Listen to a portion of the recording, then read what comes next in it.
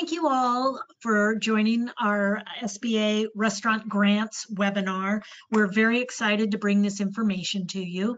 Today I have Terry Bolden with the Small Business Administration, and he will be rolling out the small restaurant grants for you. And Terry, as you start, you can collapse the control panel in your upper right-hand corner, perhaps. There, that's good. And you can take it away. Thank you. Great. Thank you very much, Joyce. I really appreciate the time and the effort here to present with the group. Again, my name is Terry Bolden. I am the acting district director for the Small Business Administration Columbus District Office, and where we cover over 60 counties throughout the state of Ohio.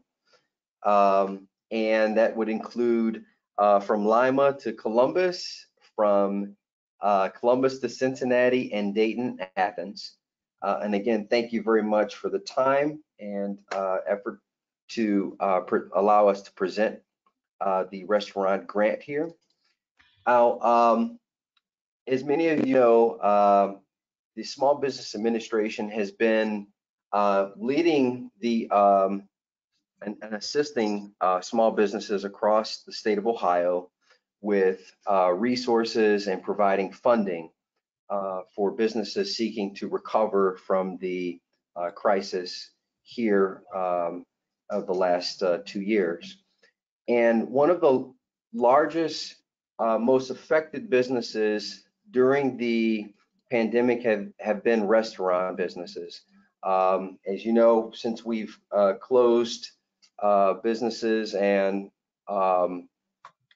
with social distancing and following governmental rules and restrictions, many restaurants have thrived to stay afloat during the pandemic. And this Restaurant Revitalization Fund has been key in assisting businesses with resources.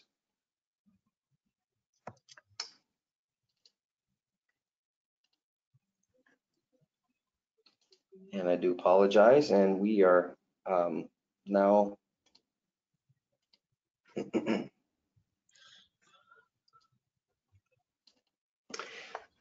so we'll just move forward. So in on March 11th, 2021 of this year, the Congress appropriated $28.6 billion to the Restaurant Revitalization Fund. And as we know, restaurants are in need of resources. And of this $28.6 billion, this is specifically for restaurants. And it is appropriated until all the funds are expended. And the fund is eligible until March 11th, 2023.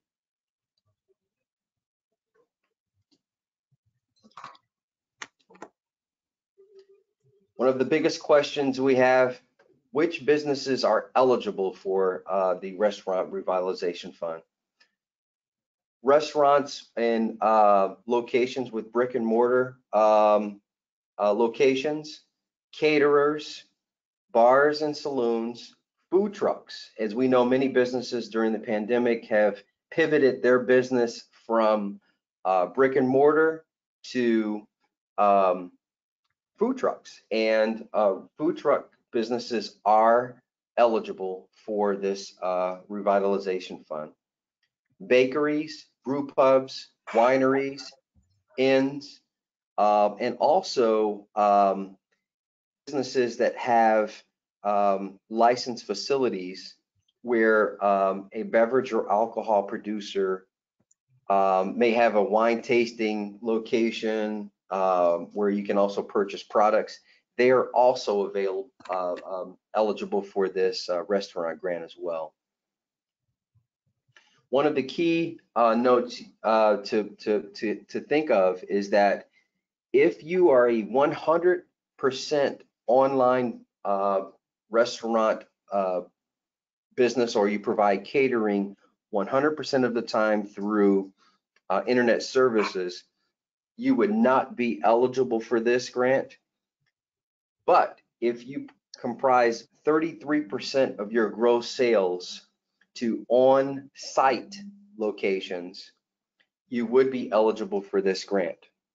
So for instance, if I have a point of sale equipment, whether it's through Square, Toast, or NCR, as long as 33% of my sales are done on site, I would be eligible for this restaurant grant.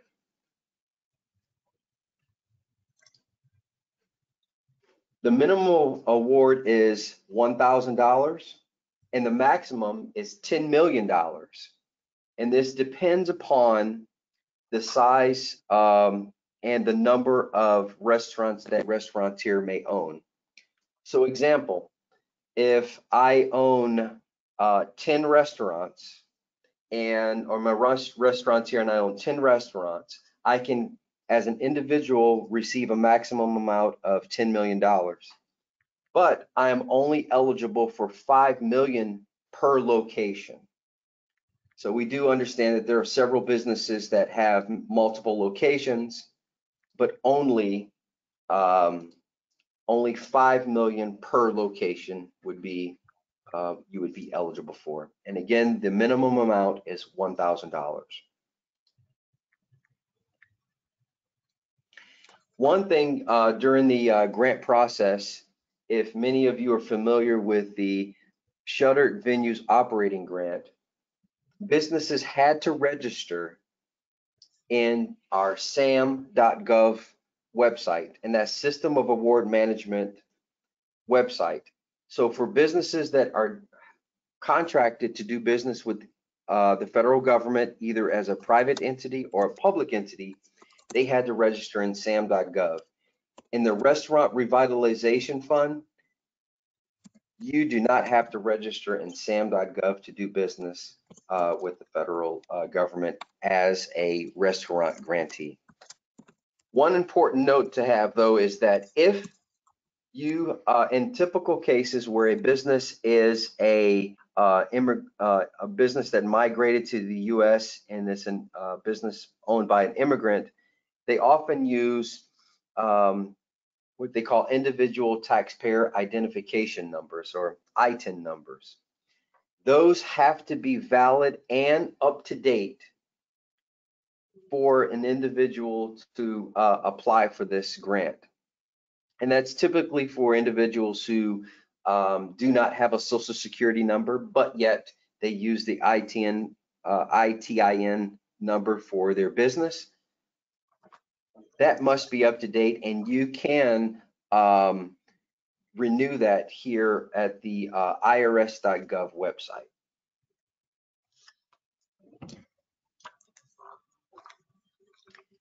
Which businesses are ineligible?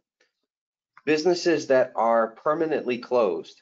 So we do know that some businesses have been temporarily closed due to the virus, coronavirus, as well as the pandemic itself.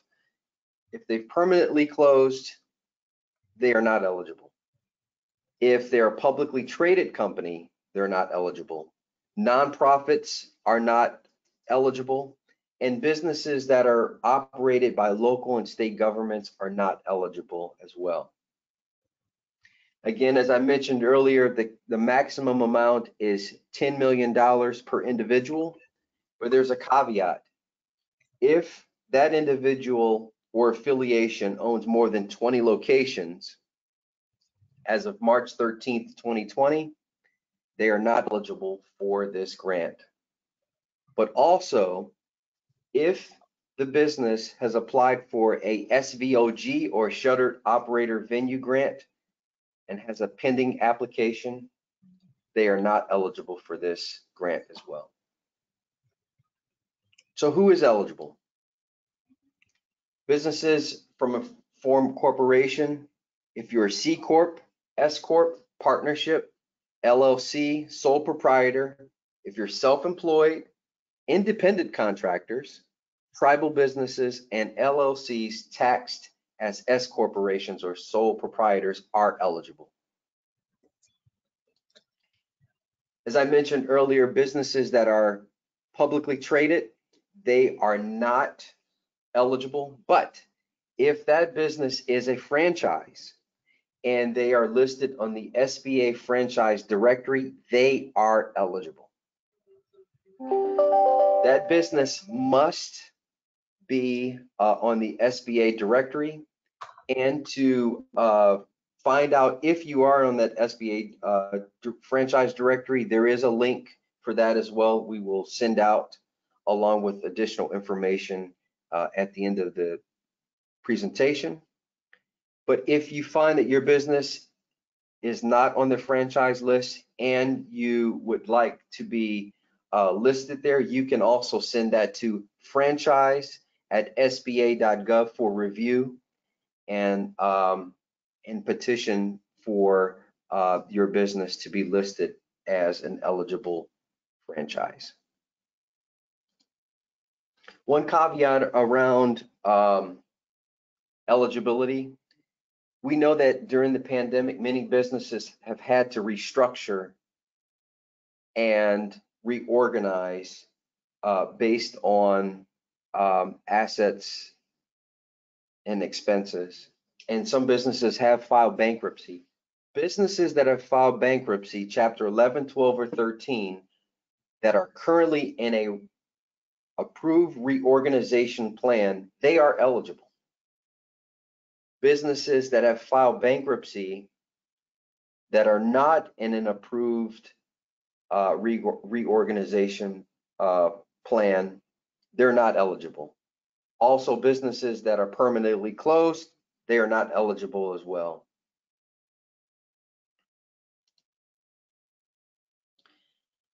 One thing that we do know that this particular revitalization fund is created to fill the gaps and to bring businesses current to just before the pandemic when it occurred in the end of, let's say the end of 2019, beginning of 2020, which means that all other resources that you've received in terms of government funding must be accounted for in the calculation of your potential resources that you received.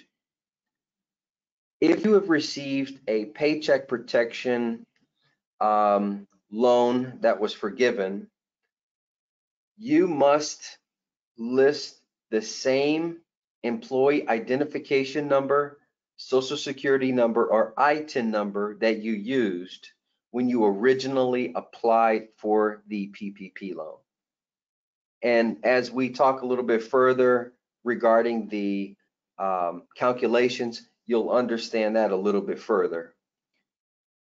But again, if the business received a PPP first draw or second draw, you must list the same Social Security number, ITIN number, or EIN number that was used on the original applications that you would also use in the Restaurant Revitalization Fund. Also, as a note, if you currently have an outstanding PPP application, you must withdraw that application upon applying for the Restaurant Revitalization Fund.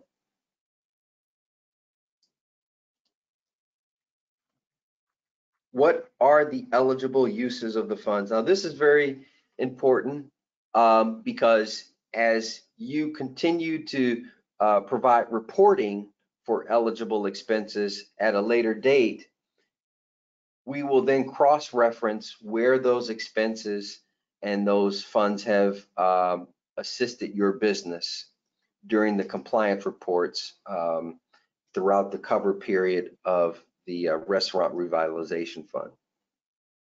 So in particular, you can use these funds for payroll costs, utility payments, supplies, food and beverage, your point of sale equipment, and as well as insurance and marketing costs. If you are expanding your business and perhaps you're at a 25% turn inside your restaurant facility, you can then use these dollars to expand your outdoor seating. And that way it assists you in expanding in capacity. If the dollars are then proposed to expand or use to open your business in another location, the expansion costs are not eligible. One great thing about this particular fund, you can use this for mortgage and interest payments that you perhaps have been in the rears or are behind in. Businesses that have also been with lease and rent payments that are in the rears, you can also use the funds for that particular eligibility cost as well. So when do I have to use the funds? So the cover period is February the 15th, 2020 through March 11th, 2023. So for instance, if I receive funds today, let's say April the 27th, I have all the way until March the 11th, 2023 to spend the funds that I was awarded. So for instance, if I have been awarded $50,000 and I would like to use that $50,000 to cover my rent and mortgage costs over the next 2 years without making any prepayments to my mortgage, I can use those funds to cover those costs. And again, that is intended to keep the doors open for your business.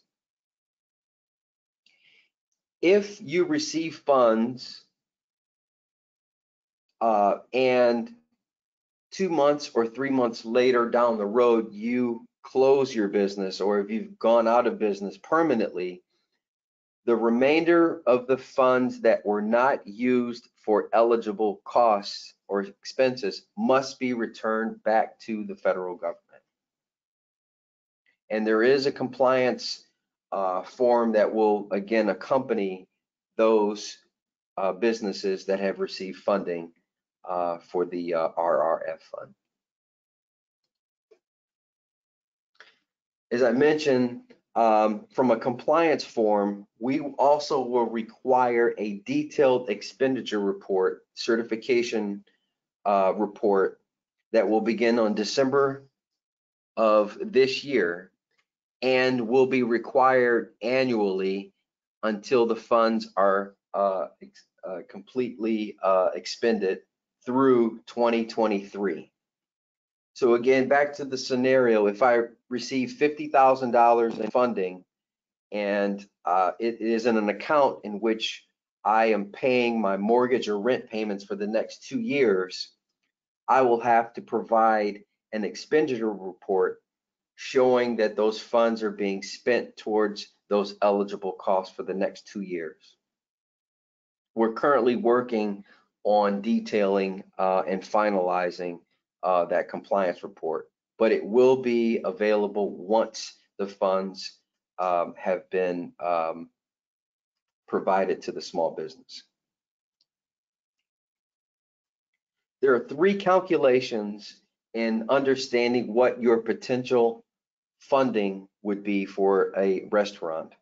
And this is the easiest and the most simple in this case, that if I started my business prior to January 1st of 2019, the simple calculation is this: 2019 gross receipts minus 2020 gross receipts minus PPP loan amounts. And that total PPP loan amount is either both first and or second draw PPP loan amounts. The second calculation, if I started my business partially through 2019, the calculation is as such. I'll take the average of my 2019 monthly gross receipts times 12 minus my 2020 gross receipts minus my PPP loan amounts. Again, if you started partially through 2019. In this calculation, basically it assumes that if you were open for the entire year, this is about what the approximate amount would be to fund your business, or what your average sales would have been for 2019.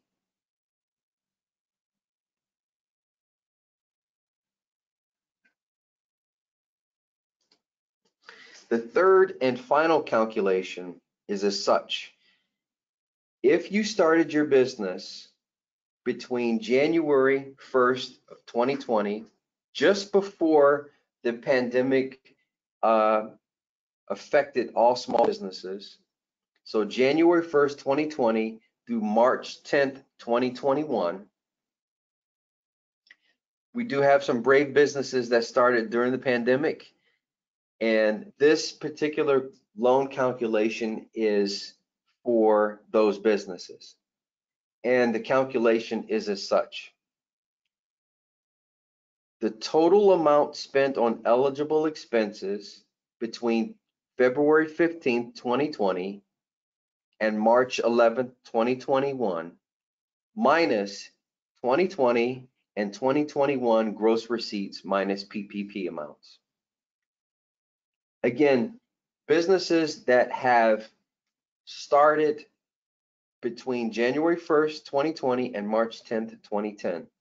So if I started my business, let's say in January 10th of 2020, and the federal government or state and local have basically said we are now shutting down due to social distancing, and we're now scaling back with the number of individuals in one location.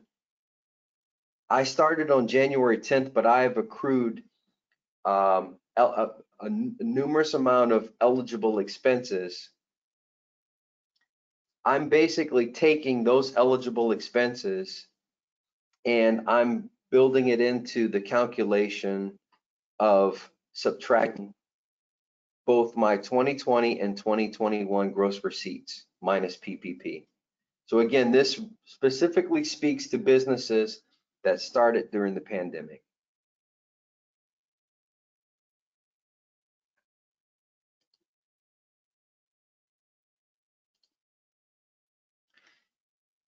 We understand that this Restaurant Revitalization Fund will be a heavy lift, and we will have 3 particular methods in which businesses can apply for the Restaurant Revitalization Fund. 1, you can go to restaurant.sba.gov and apply directly on the SBA platform. 2, you can go to one of our national partners. We just signed a partnership with several point of sale vendors.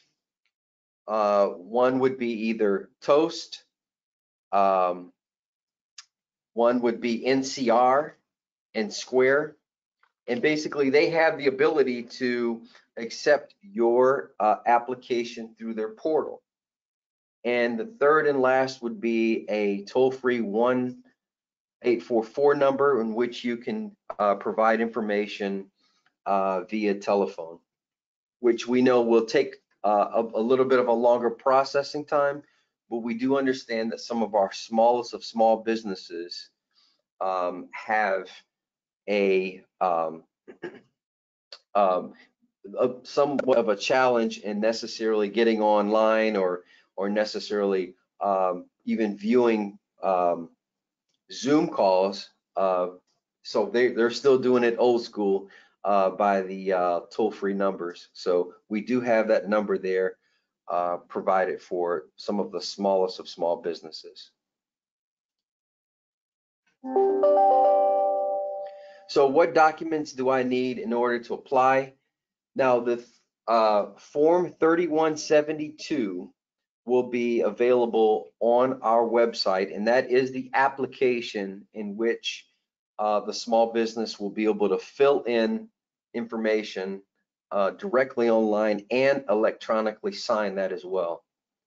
We will also need a 4506T, which is the tax document that allows the SBA to obtain your official tax transcripts from the IRS. We would need those forms basically to confirm and validate your gross receipts in which you have filed with the IRS. For your business tax returns, we'll take 1120, the IRS 1120S. We will also accept the 1040 Schedule C, IRS Form 1040 Schedule F, bank statements, partnerships for your Form 1065, point of sale reports, which also includes the IRS Form 1099K. Those will be accepted forms of documentation to confirm your gross receipts. Again, in terms of applying for the Restaurant Grant Fund, we do have a call center number. That's 1-844-279-8898 to apply by phone, or again, you can go to restaurants.sba.gov to apply. And if you need assistance here at the local district office, we will be able to provide assistance in providing forms and contact information to apply and send information to. When can I apply? Well, currently we are now starting to take what we call random selected PPP borrowers who have self-identified as members of a priority group. And we'll talk a little bit more about the priority groupings. But primarily this methodology is used to speak specifically to the smallest of small businesses. As you can recall, the previous grants, both PPP and EIDL, many of our larger businesses were the first ones to the gate to be able to obtain some of the resources in terms of grants or loans. In this particular Restaurant Revitalization Fund, we're very targeted and intentional with providing service and resources to priority groups. And the pilot program will be a 21-day period in which we will accept applications from all groups of eligible applicants, but we will only process the ones from businesses that are owned by women-owned businesses, veteran-owned businesses, and socially and economically disadvantaged applicants. After day 21, then we will then begin to process all applicants until the funds are exhausted. And when we talk about specifically priority groups, 51% ownership must be both by in a operational and a managerial control perspective. So individuals who are either women-owned, veteran-owned, socially and economically disadvantaged businesses are considered in that priority group. Also, businesses will be able to self-certify on the application to ensure that they meet the eligibility requirements. And one example that we've provided is that if there are 5 owners and each owner owns 20% of the business, as long as more than 51% collectively owns the business, you would be considered in the priority group. When we talk about socially and economically disadvantaged individuals, they would be members from the Black, Hispanic, Native American, Alaskan, Native Hawaiian, Asian Pacific, and Subcontinent Asian American group. For economically disadvantaged individuals, those are socially disadvantaged individuals whose ability to compete in the free enterprise system has been impaired due to diminished capital and credit opportunities. There is a section in the application in which you can note and self-certify as a small business in this category. And there were some questions around businesses that consider they are LGBTQ. How would they consider themselves in the category of socially or economically disadvantaged? There is a mark there where you can check under the economically disadvantaged individuals, and they would have to prove that that they were able to compete in the free enterprise system, but have been impaired due to diminished capital. And again, that will be on the application as well. And again, just as a quick note, $28.5 billion has been allocated for this Restaurant Revitalization Fund. We know, again, the need is great, and the resources from a grant perspective are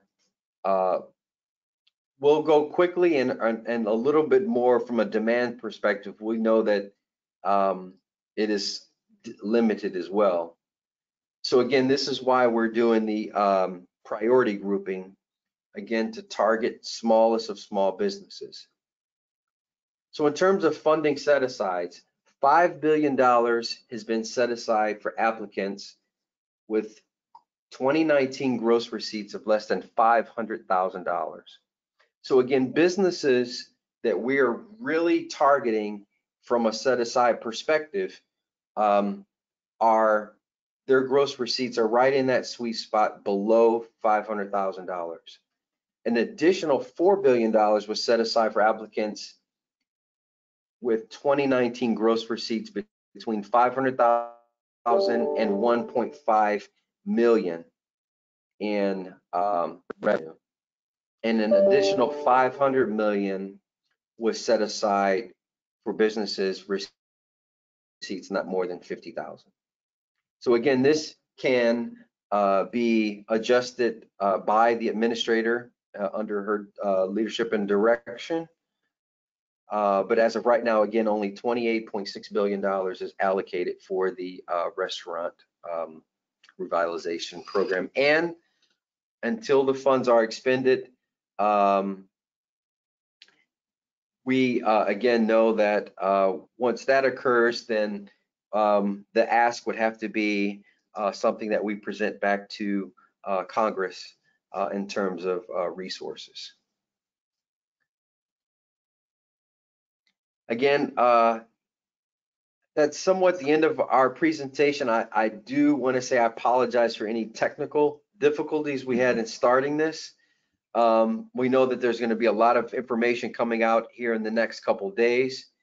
A couple important dates to mark the calendars for. May the 3rd. May the 3rd, the application portal will be available online. I will send that over to you, Joyce. Okay. To send out to the group. Yep. But May the 3rd again will be the date the portal will be available. The pilot program has started, and we will begin randomly selecting smallest of small businesses that have applied for PPP starting April the 30th.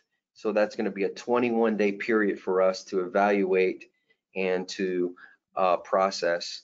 start processing applications. If you have any questions in the meantime, you can email me at Terry, that's TERRY, .Bolden, BOLDEN, sba.gov. Or again, you can call, there is a 1-844 number. We'll make sure that Joyce, that you send that out to the group as well. Yep. And look forward to any questions or comments that you have along the way.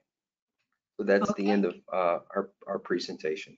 Thank you so much, Terry. I know I've got some questions and other people will be typing them in. Let me go. Can you use the funds for improvements at their current locations, storefront renovations, upgrade systems, not a new location?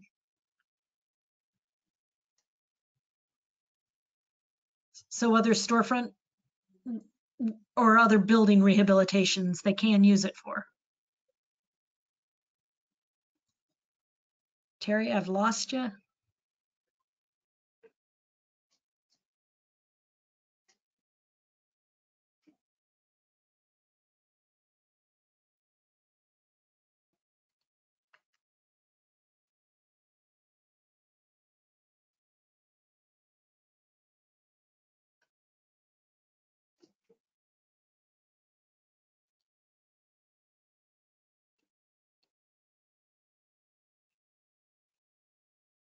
Shannon, are you there?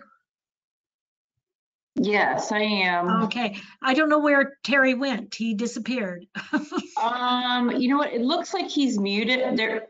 Okay, I'm going to mute myself and see if he can come back on. Okay. Oh, there, Terry, can you hear me?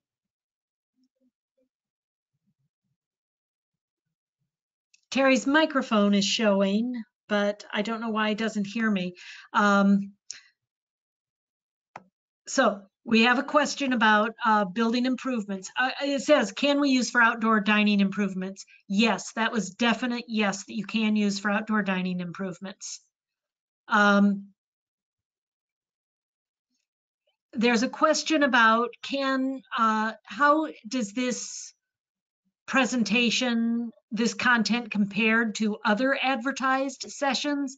Tom, I'm not sure where you saw those advertised. Terry, are you there?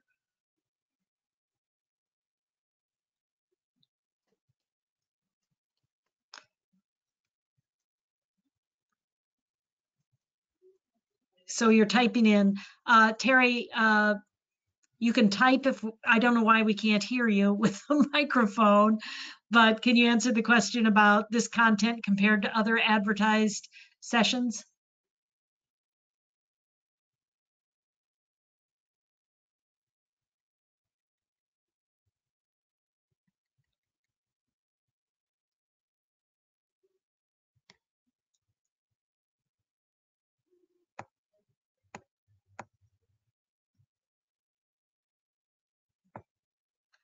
Other advertising, Tom, this SBA office in Central Ohio is different than the Northern SBA office, but I imagine the slide deck should probably be standardized. Shannon or Terry, if you can answer in the question box or the chat box.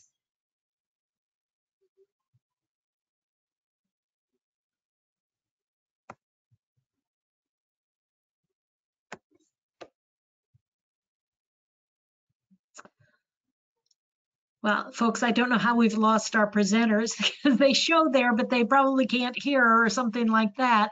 What I will do is I will get any questions that are put into the question box. I will ask them for written answers and we'll send that to you with the presentation. You will automatically in 2 hours get the link to the recorded session. It'll come from GoToWebinar. They'll send you that.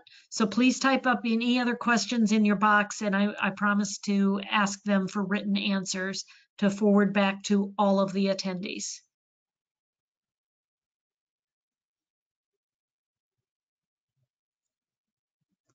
So please type in any other questions you're concerned about.